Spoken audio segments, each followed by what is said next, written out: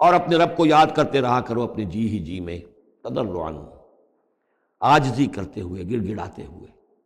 اس عاجزی اور گڑ گڑانے کی انتہا ہے وہ دعا جو میں نے نقل کی ہے، جو مسلمانوں پر قرآن مجید کے حقوق کے نام سے میرا کتاب چاہے اس کے آخر میں مقام عبدیت، اللہم انی عبدک وابن عبدک وابن امتک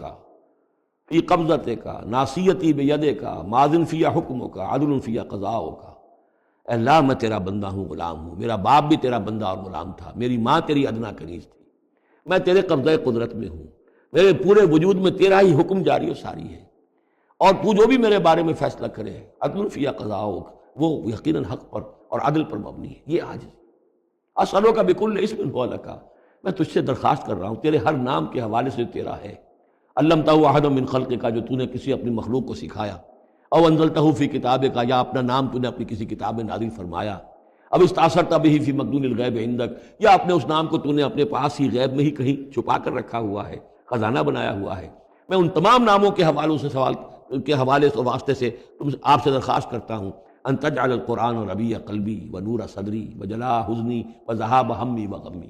قرآن کو میرے سینے کا نور بنا دے، میرے دل کا سرور بنا دے، میرے تفکرات کا ازالے کا ذریعہ بنا دے، میرے غموں کا اور تفکرات اور جو بھی پریشانیاں ہیں ان کے ازالے کا ذریعہ بنا دے۔ یہ ہے دعا محمد رسول اللہ۔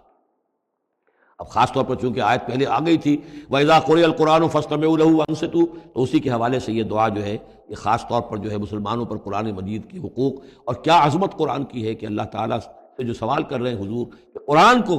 التجعل القرآن ربیع قلبی ونور صدری، میرے سینے کا نور، میرے دل کی بہار بنا دے۔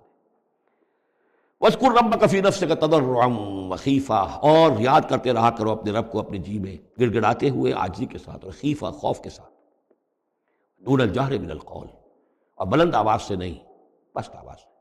لیکن یہ ضرور ہے کہ آدمی دعا مانگے تو ایسے مانگے کہ خود سن لے۔ اس میں یہ ہوتا ہے کہ ایک تو دعا وہ مانگ رہا ہے، ایک اس کی سماعت بھی اس دعا سے استفادہ کرتی ہے۔ نماز میں بھی اگر اکیلا انسان نماز پڑھ رہا ہو تنہا، تو